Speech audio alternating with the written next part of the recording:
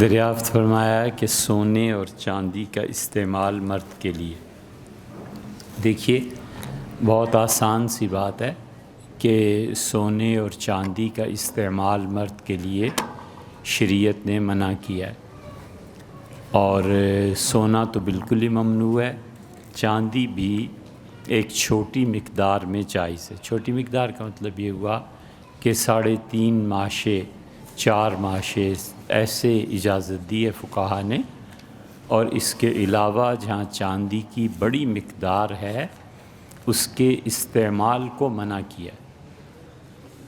جہاں براہ راست استعمال ہوتا ہے اس کو شریعت منع کرتی ہے، اور جہاں براہ راست استعمال نہیں ہے وہاں پر اجازت دیتی ہے۔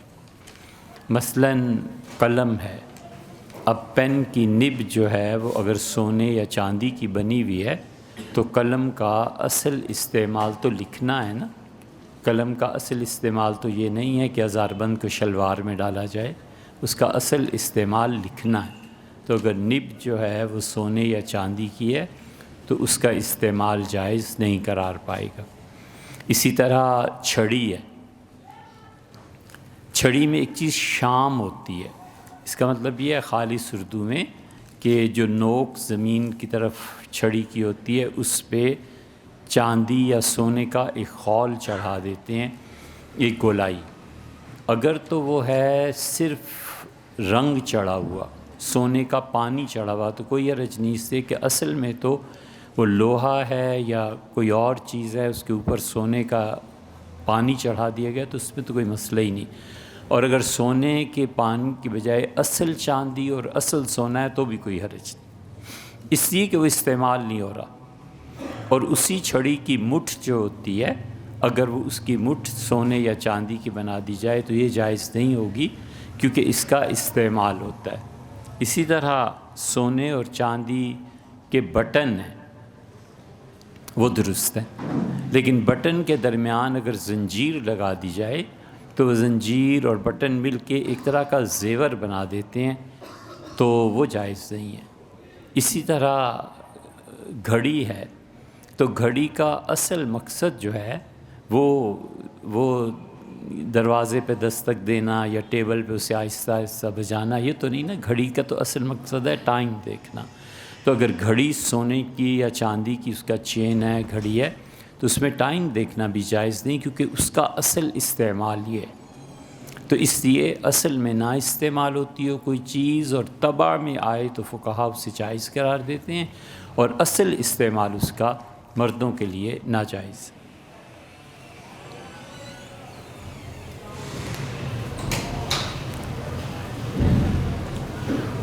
ایک سوال یہ دریافت کیا ہے کہ جو زمینیں خریدی جاتی ہیں یا گاؤں پورا خرید لیا جاتا ہے تو خریدنے والے کو کیا یہ اختیار ہے کہ وہ وہاں کی مساجد اور قبرستانوں کو ختم کر دے؟ یہ نہیں ہوتا۔ ہمارے یہاں سی ڈی اے اور بحریہ ٹاؤن یہ لوگ گاؤں کے گاؤں خرید لیتے ہیں، اور وہ ڈی کیا ہیں، ڈی ایچ اے والے جو بھی ہے یہ سارے گاؤں خرید لیتے ہیں، لیکن وہ جو پبلک کے مقامات ہیں جہاں سے قدیم زمانے سے دنیا فائدہ اٹھاتی چلی آ رہی ہے یا پبلک کی یادگار چیزیں، اسے نہیں مٹایا جا سکتا۔ اگر کوئی ایسے کرے گا تو وہ اللہ کا نافرمان ٹھہرے گا اور اس کی توبہ بھی کافی نہیں ہے، اس لیے کہ انہوں نے لوگوں کے حق ضائع کیے۔ مثلاً 200 سال پرانا قبرستان ہے، اب اس میں قبریں ہیں، لوگ جانتے ہیں کس کی قبر ہے یا کتبہ لگا ہوا ہے، کوئی اختیار نہیں ہے کسی کو کہ اس قبرستان پر بلڈوزر پھروا دے۔ 100 سال قدیم مندر بنا ہوا ہے، کسی بڑی سے بڑی اسلامی طاقت کو یہ اختیار نہیں ہے کہ اس کو منہدم کروا دے۔ اسی لیے کسی زمانے میں ہارون الرشید نے چاہا کہ اہرام مصر کھلوائے اور اہرام مصر مٹوا دے، تو اہرام مصر کے کھولنے پہ اس کو بتایا گیا کہ اندر اتنا سونا ہے کہ تمہاری ساری مملکت کے اخراجات وغیرہ کے لیے کافی ہے، تو اس نے تھوڑا سا کھدائی کروائی بھی، پھر اس نے کہا کہ اس کی کھدائی پہ اتنا خرچہ آتا ہے کہ اس سے اندر جتنا بھی سونا برآمد ہو جائے میرے لیے کافی نہیں ہوگا۔ پھر اسے بند کروا دیا گیا تھا اور لوگوں نے برا منایا تھا، اس وقت کے علماء نے مخالفت کی تھی۔ اسی لیے ہے یہ بڑی نازک بات، لیکن ہم حوالے سے کہہ رہے ہیں، مفتی حضرات کو غور کرنا چاہیے کہ ہم اپنی قلت علم سے کبھی کبھی ایسے سنگین فتوے دے بیٹھتے ہیں کہ ملک میں تباہی مچتی ہے، دنیا میں تباہی مچتی ہے۔ حنفی فقہا میں امام سرخسی رحمۃ اللہ علیہ کوئی چھوٹے آدمی نہیں تھے، امام محمد رحمۃ اللہ علیہ کے شارع ہیں، اور امام محمد رحمۃ اللہ علیہ کی جتنی کتابیں اور جتنی ان کی شروحات ہیں اس پہ اتھارٹی ہیں۔ امام محمد رحمۃ اللہ علیہ کی کتاب الاصل اب آئی ہے، ابھی تو اتنی کچھ باقی ہے تابعین کے زمانے کا، صحابہ کرام رضی اللہ عنہم کے دور کے بعد کی اتنی چیزیں باقی ہیں کہ ابھی تو ہم نے انہیں پڑھا نہیں ہے، ابھی تو دنیا میں سامنے آئی ہی نہیں ہے، اگر آئیں تو پتہ نہیں اس میں سے کیا کیا نئے فتاوی اور کیا چیزیں۔ ابھی چین نے کچھ کتابوں کا، وہاں سے ایک صاحب نے مراسلہ بھیجا، ان کا یہاں 350 سال پرانے نسخے حضرت رسالت پناہ صلی اللہ علیہ وسلم کی سیرت طیبہ پہ چینی حکومت نے 2000 سے زیادہ نسخے اب محفوظ کیے ہیں، انہیں کہیں قدیم کوئی چیز مل گئی ہے۔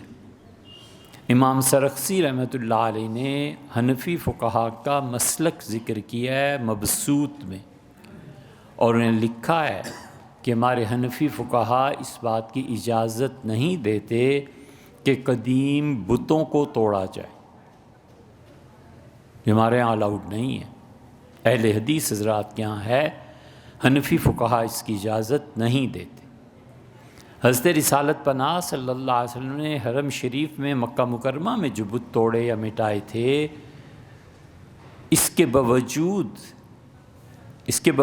اچھا وہ تو بعد میں کر لیتے ہیں، تو رسول اللہ صلی اللہ علیہ وسلم نے جو بت توڑوائے تھے، یہ جو چیزیں، وجہ اس کی یہ تھی کہ کعبۃ اللہ اصل میں حضرت ابراہیم علیہ السلام نے جو اس کی دیواریں اٹھائیں اور جو بنایا گیا وہ توحید کا گھر تھا، اور بت لا کر رکھے گئے تھے، شرک کو وہاں سے پھیلایا گیا تھا، جو اصل مذہب تھا بانیوں کا اس کی طرف رسول اللہ صلی اللہ علیہ وسلم لوٹایا۔ اس کے باوجود ازرقہ اس نے، اور تاریخ مکہ میں فاقی نے کئی جگہ صاف لکھا ہے کہ حضور اقدس صلی اللہ علیہ وسلم جب حرم شریف میں داخل ہوئے تو آپ نے مٹانے کا حکم دیا تمام تصویروں کو اور بتوں کو، اور یہ جو حضرت مریم اور عیسیٰ علیہ السلام کی تصویر نظر آتی ہے ہر گرجے میں تقریباً، جہاں مریم نے اپنے بیٹے کو گود میں اٹھا رکھا ہے علیہ السلام، تو رسول اللہ صلی اللہ علیہ وسلم اس پہ ہاتھ رکھ دیا، فرمایا اس کو نہیں مٹانا۔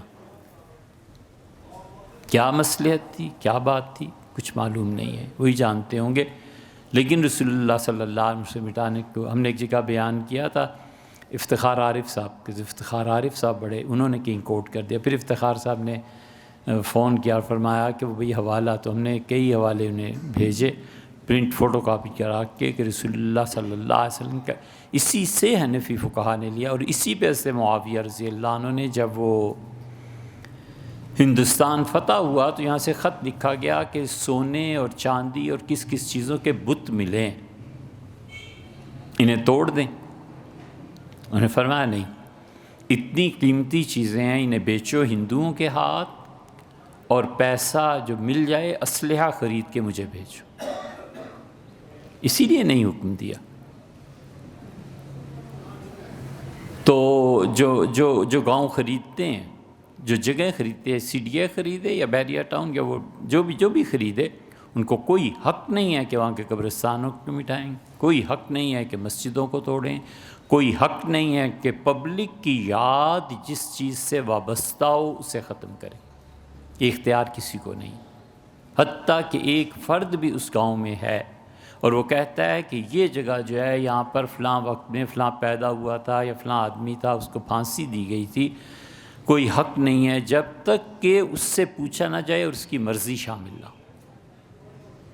اس لیے کوئی طریقہ نہیں ہے کہ قبرستانوں کو مٹا دیں، یہ کر دیں۔ سی ڈی اے نے بلڈوزنگ میں اسلام آباد کے ساتھ جو 2-3 خراب حرکتیں کی ہیں، قیامت تک اس کا کفارہ نہیں ہو سکتا۔ گاؤں کے گاؤں مٹا دیے ان جاہلوں نے، اور جس سے بڑی بڑی تاریخی یادگاریں وابستہ تھیں۔ اب اسلام آباد کی تاریخ کوئی لکھنے بیٹھے گا اسے کچھ نہیں ملے۔ یہ فارن آفس میں آپ چلے جائیں، اس کے ساتھ ایک گلی ہے، اس کے اندر قبریں ہیں، کچھ معلوم نہیں اب مٹا دی ہیں کہ باقی ہیں۔ یہ قبریں سلسلہ مجددیہ نقشبندیہ کے مشائخ کی تھیں۔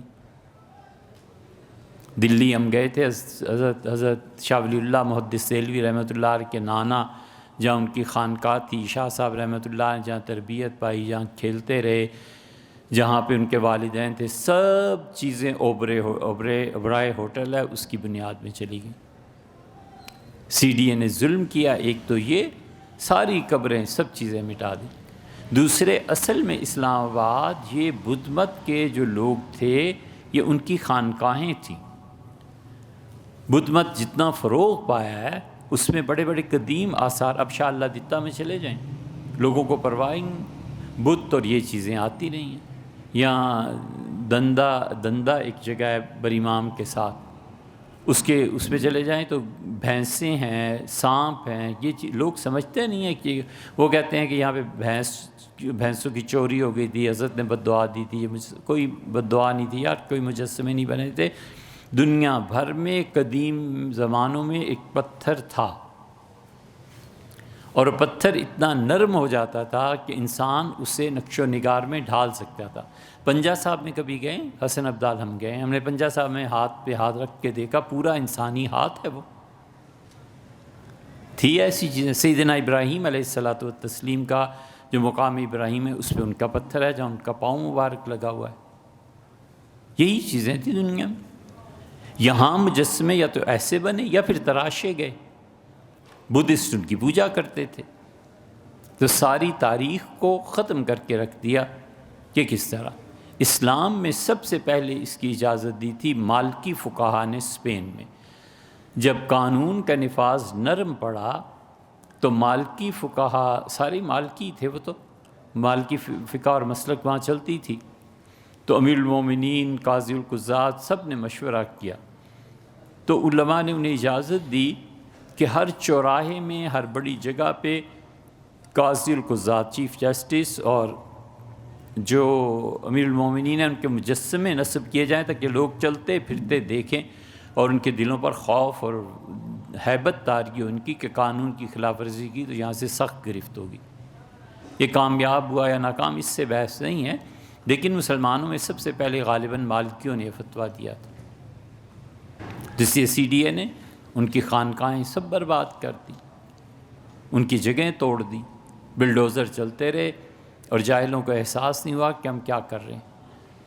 اور تیسرا ظلم یہ بھی کیا، قبرستان مٹا دیے۔ پشاور موڑ جو پرانا تھا، یا کئی ایک قبریں تھیں جن کا تاریخ سے حصہ ہے، وابستہ ہیں۔ یہ مارگلہ ہلز جو ہیں، یہاں پہ کھوکھروں کا اور تغلق کے زمانے میں، خلجی وغیرہ کے زمانے میں یہاں کیا حصہ تھا۔ یہ دریائے سواں ہے، اس کے ساتھ جو باریہ ٹاؤن کے علاقے رکھتے ہیں، اب بھی لوگ بتاتے ہیں جب کھودتے ہیں تو راجہ سارنگ کا زمانہ، اس کے زمانے کے سکے ملتے ہیں۔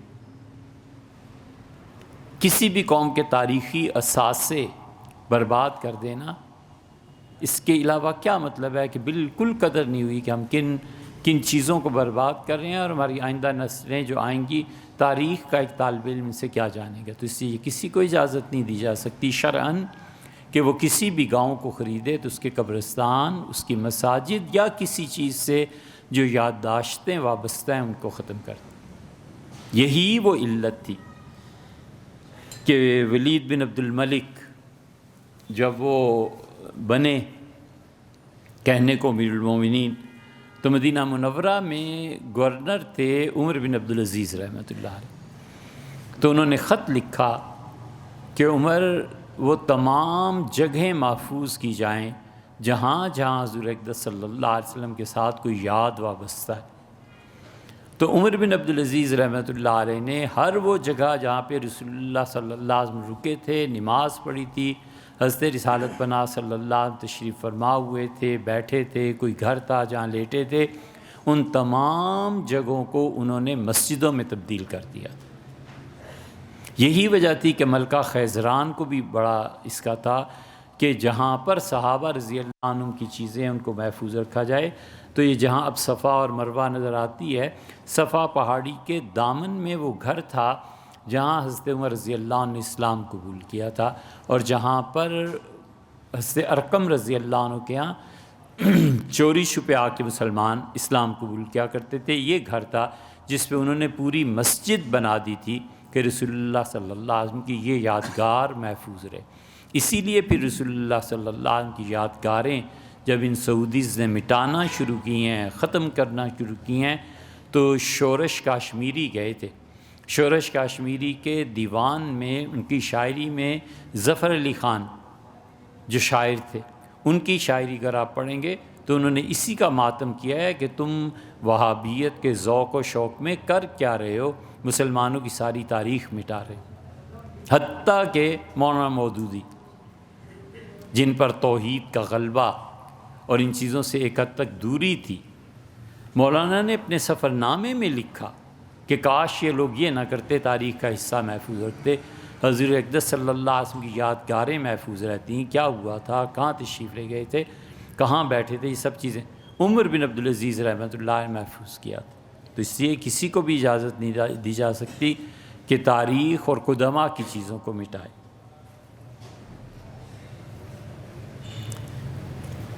ہمارے گاؤں میں جانوروں کا دودھ بغیر اجازت لیے دو لیا کرتے ہیں، کیا یہ شرعاً جائز ہے؟ یہ مسئلہ تعلق رکھتا ہے آپ کے عرف سے. اگر آپ کے ہاں عرفاً ایسے ہے، گاؤں میں شائع ہے، یہ بات گاؤں میں رواج ہے کہ کوئی بھی کسی کے ہاں جا کے بھی دودھ، گائے بھینس وغیرہ کا دودھ لے سکتا ہے، اس سے تھنوں سے نکال سکتا ہے، تو یہ جائز ہے، اس میں کوئی حرج نہیں، کیونکہ عرف ہے نا. تو عرف کی بھی شریعت میں اہمیت ہے کہ عرفاً وہاں کیا ہوتا ہے. مثلاً کیا مثال دیں،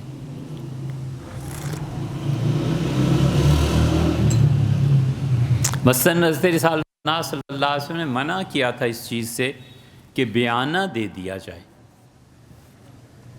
اور بعد میں پوری رقم دے کے چیز پر قبضہ کر لیا جائے. اس لیے کہ بیانہ دینے والا اگر خدا نخواستہ لاپتہ ہو گیا، انتقال ہو گیا، تو اس کے پیسے ادھر چلے گئے نا، وارث محروم ہو گئے، چاہے وہ ایک پائی کیوں نہ ہو. اور اگر وہ دکان چھوڑ کے چلا گیا، بھاگ گیا کہیں بھی، کسی ضرورت سے انتقال ہو گیا، تو اس کے پیسے ضائع ہو گئے. تو حضرت رسالت پناہ صلی اللہ علیہ وسلم نے منع فرمایا اس سے. اس زمانے میں تجارت ایسے ہی ہوتی تھی، عربوں کیا یہی تھا. امام محمد رحمۃ اللہ نے فتویٰ دیا کہ یہ ناجائز ہے بربنائے حدیث.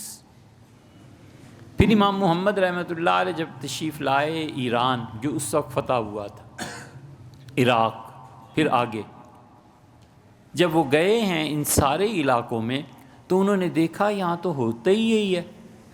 جوتے والے بھی یہ کرتے ہیں، کپڑوں والے بھی یہ کرتے ہیں، جتنی بھی انسانی ضروریات میں چیزیں استعمال کی ہیں پیسے دے جاتے ہیں، اور سب لوگ امانت دار ہیں اور عین چیز واپس لے جاتے ہیں، جو وقت دیا باقی پیسے ادا کر دیتے ہیں. اللہ کا شکر ہے ہمارے یہاں اب بھی ہے، اب بھی بیانہ لوگ دیتے ہیں، زمینیں وغیرہ وغیرہ، اللہ کا شکر ہے ہمارے یہاں یہ چیز محفوظ ہے. تو امام محمد رحمۃ اللہ علیہ نے اس کے جواز کا فتویٰ دیا. جواز کا فتویٰ دینے کا مطلب یہ تھا کہ انہوں نے کہا یہاں عام طور پہ لوگوں میں رائج ہے اور لوگ اس کو تسلیم کرتے ہیں.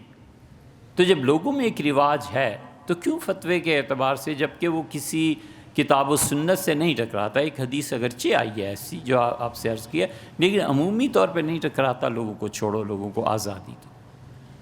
یہ ہوا کرتا ہے کہ شریعت کے بہت سے احکامات وقت کو دیکھ کر فتویٰ دیا جاتا ہے اور فتویٰ واپس بھی لیا جاتا ہے. یہ بڑا اصول ہے اسلام کا کہ وقت بدلے گا، حالات بدلیں گے، فتوے بدلیں گے. اسی لیے وہ صاحب بصیرت فقیہ آدمی جو حالات کو دیکھ کے فتویٰ دیتا ہے، یہ بہت کم ہوتے ہیں. اسی لیے اسی بنا پر فقہا نے ان صحابہ رضی اللہ عنہم میں اور ان میں آپس میں الگ درجے کیے ہیں، جو فقیہ تھے اور جو نہیں تھے. اس لیے فقیہ صحابہ کرام رضی اللہ عنہ جو ہیں بات کو سمجھنے والے وہ الگ تھے، اور جو محض نقل کرتے تھے کہ یہ ہوا تھا وہ لوگ الگ تھے۔ اس کی بڑی مثال اگر آپ دیکھنا چاہیں تو ہوا یہ کہ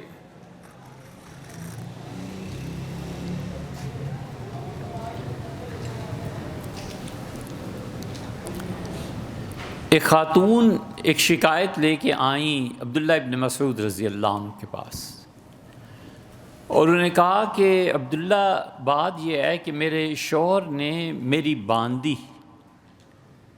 جو میری مملوکہ میرے اختیار میں ہے اس سے تعلقات قائم کیے ہیں، اور میں نے اس پہ احتجاج کیا ہے شوہر سے، اور میں نے کہا وہ میری باندی ہے، میں تمہاری بیوی ہوں، میرے ساتھ بھی وہی تعلق اور اس کے ساتھ بھی وہی، یہ تم نے کیا کیا؟ تو ابن مسعود رضی اللہ عنہ سے پوچھا، اس نے اقرار کیا، اس نے کہا حضرت میں یہ سمجھا کہ جب بیوی میری ہے تو اس کی ساری چیزیں میری۔ ابن مسعود رضی اللہ عنہ کا جاؤ اس پہ پردہ ڈالو، آئندہ ایسے نہ کرنا، چھوڑ دو اس چیز کو، اور ابن مسعود رضی اللہ عنہ بھیج دیا واپس۔ بات سب میں پھیلی کہ ابن مسعود رضی اللہ عنہ نے اس موقع پہ چشم پوشی کا حکم فرمایا۔ وقت بدل گیا، عبداللہ ابن مسعود رضی اللہ عنہ کے بعد سیدنا علی رضی اللہ عنہ جب آئے ہیں تو سیدنا علی رضی اللہ عنہ کو کسی نے آ کر یہ کہا، تو سیدنا علی رضی اللہ عنہ نے اس آدمی پر حد جاری فرمائی، نہیں بخشا، نہیں معاف فرمایا، فرمایا اس پہ حد جاری کرو، اسے نہیں پتا کہ وہ عورت اس کے لیے حرام ہے۔ مسئلہ کیا ہے؟ مسئلہ اصل میں یہ ہے کہ جب کوئی کسی کا غلام کوئی چیز بھی لاتا ہے تو غلام کی چیزیں مالک کی چیزیں بن جاتی ہیں، یہ شریعت کا ایک اصول ہے۔ تو اس آدمی نے جس نے یہ حرکت عبداللہ رضی اللہ عنہ کے پاس جو مقدمہ آیا تھا اس میں اس نے یہ سمجھا کہ جس طرح غلام کی ساری چیزیں مالک کی ہو جاتی ہیں، اسی طرح جب باندی میری بیوی کی مملوکہ ہو گئی، بیوی کے تحت ہو گئی، تو بیوی کی ساری چیزیں بھی میری چیزیں ہوں گی۔ تو اس نے قیاس کیا غلام اور باندی کو ایک دوسرے پہ۔ ابن مسعود رضی اللہ عنہ نے اس قیاس کو ایک اعتبار سے کہ ٹھیک ہے اس سے غلطی ہوئی ہے فیصلہ کرنے میں جاؤ، لیکن سیدنا علی رضی اللہ عنہ نے اس قیاس کا اعتبار نہیں کیا۔ انہوں نے کہا اسے سیکھنا چاہیے تھا، علم ہونا چاہیے تھا، اتنے بڑا کام۔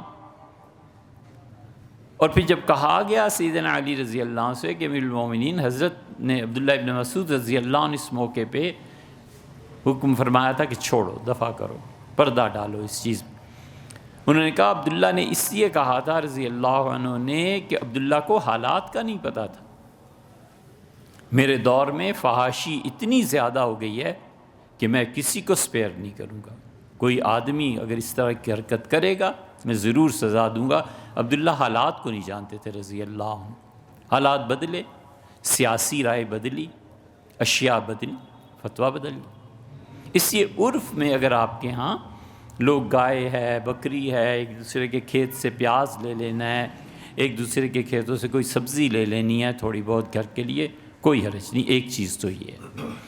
دوسری چیز اس سوال میں جو آپ نے فرمائی ہے وہ یہ ہے کہ اضطراری طور پہ ایسے کیا جائے۔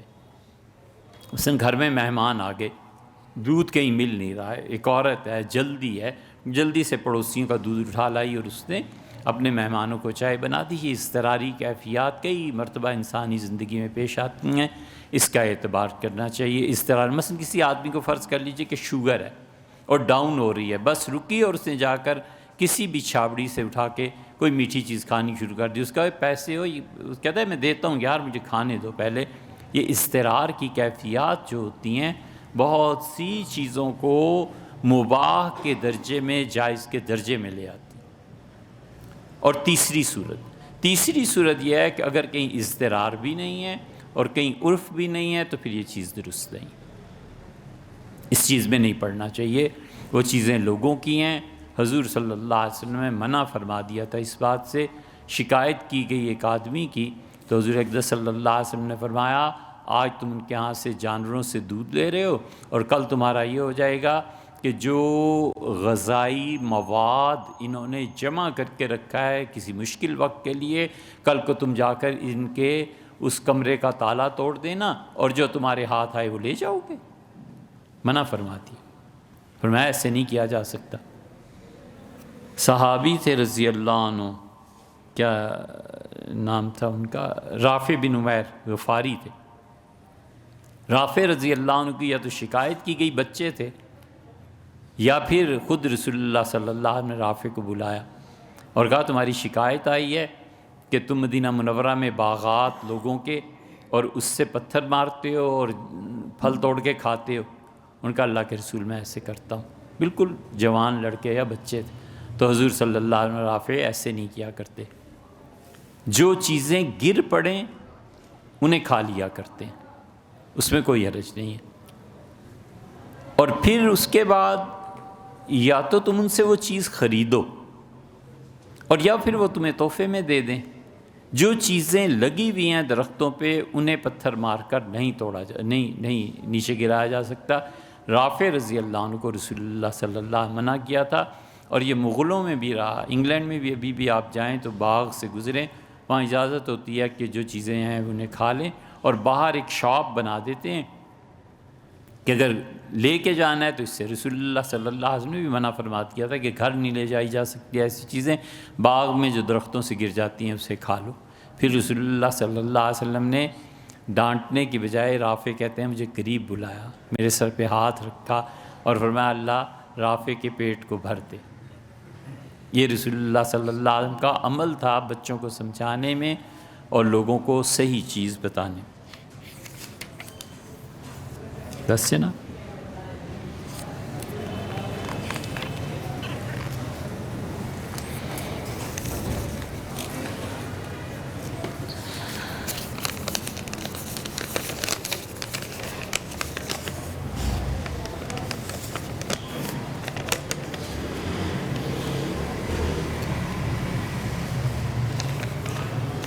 کچھ عرصہ قبل یہ کہا گیا تھا کہ قرآن پاک میں معراج کے سفر کے بارے میں جس مسجد اقصیٰ کا ذکر ہے وہ موجودہ مسجد اقصیٰ نہیں بلکہ حضرت الیاس کی درگاہ تھی جہاں سے سفر شروع ہوا تھا۔ مہربانی کر کے اس کی تفصیل، بھیا اس کی تفصیل بہت ہے۔ یہ کوئی 1.5 گھنٹے کا ایک صاحب نے امریکہ سے سوال بھیجا تھا، اور ان کا سوال یہ تھا، اصل مسئلہ یہ تھا کہ ان کا خیال تھا کہ قرآن کریم خود رسول اللہ صلی اللہ علیہ وسلم نے لکھا ہے، اللہ نے یہ وحی نہیں کیا۔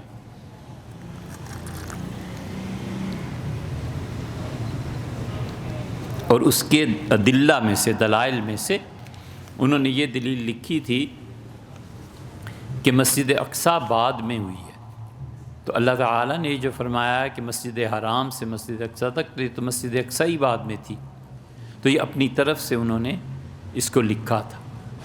تو معاذ اللہ اس الزام کو انہوں نے جو دلائل دیے تھے یہ چیز، تو اس پہ اس کے جواب میں کوئی 1.5 گھنٹے کی غالباً ایک بیان تھا جو ہم نے ریکارڈ کروایا تھا، وہ کہیں سے مل جائے تو وہ سن لیجئے، بہت تفصیل ہے اس میں۔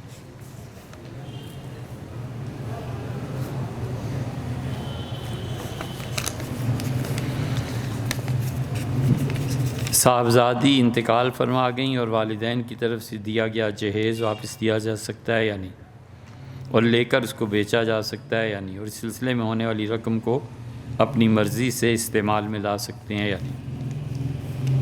عرف کیا ہے آپ کے یہاں، یہ دیکھنا چاہیے۔ 2 چیزیں 3 چیزیں ہیں، الگ الگ ہیں۔ ایک تو ہے زیور۔ زیور کا فیصلہ ہمیشہ نکاح کے موقع پر ہو جانا چاہیے۔ سسرال والے اور میکے والے یہ زیور جو بچی کو دے رہے ہیں یہ کیا ہے؟ والدین کہتے ہیں یہ زیور ہماری طرف سے بچی کو استعمال کے لیے دیا جا رہا ہے، اس کا مطلب یہ ہے کہ بیٹی کو جب بھی ہم چاہیں زیور اپنا واپس لے سکتے ہیں۔ اور اسی کا پیچیدہ ذرا سا مطلب یہ ہے کہ ہم اس زیور پر زکوٰۃ دینے کا ہمارا ہے، اس کا نہیں ہے۔ لڑکی کی ملکیت نہیں ہے نا، کیوں زکوٰۃ دے گی؟ والدین دیں۔ سسرال والے کہتے ہیں یہ 10 تولے زیور ہے، یہ ہمارے بچے کا حق مہر ہے۔ حق مہر ہونے کا مطلب یہ ہے کہ اس 10 تولے حق مہر کے بعد اس لڑکی کی رخصتی ہوئی تو یہ 10 تولے تو آٹومیٹیکلی بچی کا ہو گیا، لڑکی کا، دلہن کا ہو گیا۔ اب دلہن کی ذمہ داری ہے کہ وہ زکوٰۃ دے، چاہے اس کا شوہر دے نہ دے۔ کیوں دے شوہر؟ وہ بیچ دے اپنا زیور۔ کوئی ملامت کرے کہ زیور بیچ دے، گناہ گار ہوگا، اس لیے کہ اس نے اپنے آپ کو اس کے حوالے کیا ہے۔ یہ 10 تولے زیور ہے۔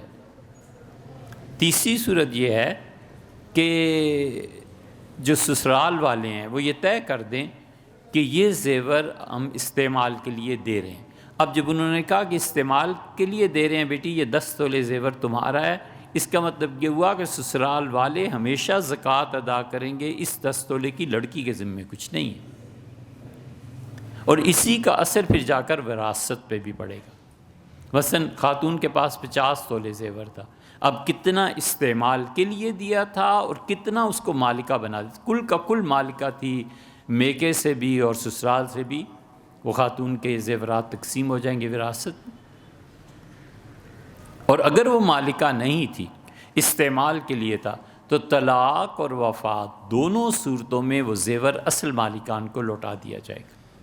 یہ ہے، یہی چیز آپ کے جہیز کی بھی ہے۔ آپ اس میں دیکھ لیں آپ کے یہاں عرف میں کیا ہوتا ہے۔ جہیز میں جس چیز پہ زکوٰۃ نہیں لگتی اس کی آپ ذکر کر رہے ہیں کہ آپ کے یہاں عرف میں کیا ہوتا ہے، آپ کے یہاں معاشرے میں رواج کیا ہے، اس کے مطابق کرنا چاہیے۔